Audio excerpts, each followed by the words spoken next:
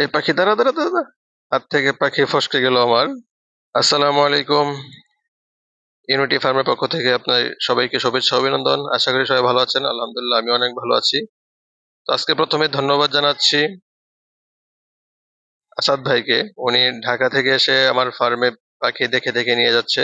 তো ওনার জন্য প্রথমে আমি শুভকামনা জানাচ্ছি যে না, আসলে একজন পাখি সেল করবে একজন পাখি কিনবে, এটাই কিন্তু পাখির নিয়ম। তো আপনাদেরকে একটা তথ্য জানাই, সেটা হচ্ছে যে এটা কিন্তু আমার পাখি সেল মানে একটু বেশি আকারে পাখি সেল করার দ্বিতীয় ভিডিও। এর আগে কিন্তু মোটামুটি রায়ান ভাইয়ের কাছে পাখি সেল হয়েছে, উনি কুমিল্লা থেকে এসে অনেক বেশ কিছু পাখি নিয়ে গেছে। তো আজকে আসাদ ভাইয়ের কাছে পাখি সেল হচ্ছে, উনি ঢাকা থেকে আসছে। তো আমি আবারও বলতেছি ওনার জন্য শুভকামনা রইলো।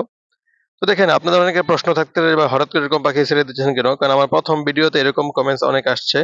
তো দেখেন, আমি একটা কথা বলতে চাই, সেটা হচ্ছে যে সবসময় তো আর এক জাতের পাখি আসলে অনেক সময় পুষতে চাইলেও ওরকম সুযোগ থাকে না। কারণ অনেক সময় পাখি চেঞ্জ করতে হয়। তো সেই সূত্র ধরে আমার অনেক আগে থেকে বড় শখ ছিল যে বড় পাখি পালবো। তো সেইজন্য আমার এই ফার্ম তো আর বড় করা সম্ভব না বা খাঁচা এই ফার্মে আর ঢোকানো সম্ভব না। তো যার কারণে ককটেল গুলা ছেড়ে দিয়ে আমি বেশ অল্প কিছু ককটেল রাখবো হয়তোবা শেষের দিকে।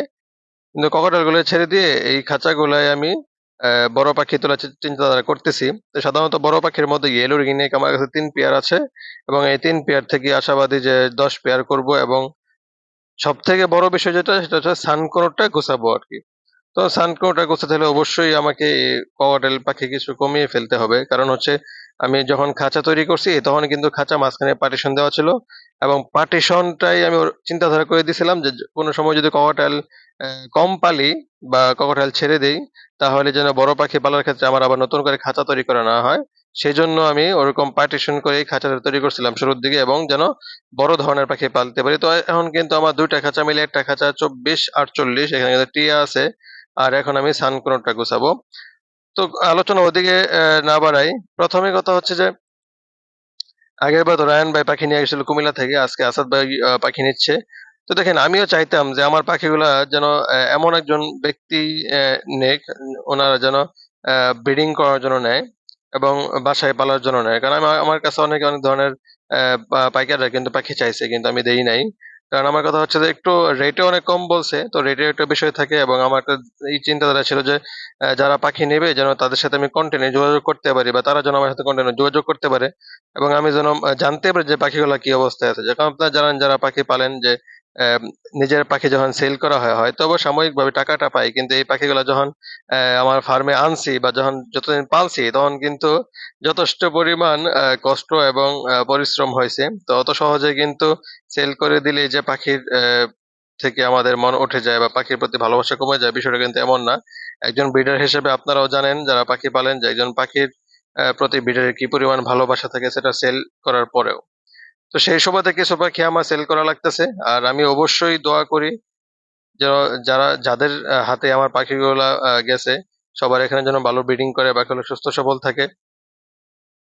আর এটা আমি আসাদ ভাইকে বলতেছিলাম যে দেখেন যে কি পরিমাণ সাইজ পাখির, যে আমার হাতে কিন্তু আটতেছিল না। তো এই যে এটাই ওনাকে বোঝানোর চেষ্টা করতেছিলাম যে আলহামদুলিল্লাহ আপনি সঠিক জায়গায় আসছেন এবং ভালো পাখি নেওয়ার চেষ্টা করছেন। তো এই ফাঁকে কিন্তু আমার একটা পাখি উড়ে চলে গেছে। এটা বেশি রিস্ক না, কারণ আমার ফার্মের ভিতরে গেছে। তো আমাকে এমন ভাবে পাখিটা ধরতে হবে যেন কোনো ধরনের আঘাত সে না পায়। তো আমি আমার অভিজ্ঞতা কাজে লেগে খুবই অল্প সময়ের ভিতরে পাখিটাকে ধরে ফেললাম। তো আসাদ ভাই সহ আরো যারা আমার কাছে পাখি নিয়েছেন বা যারা পাখি পালেন সবার জন্য শুভকামনা এবং সবার জন্য দোয়া রইলো।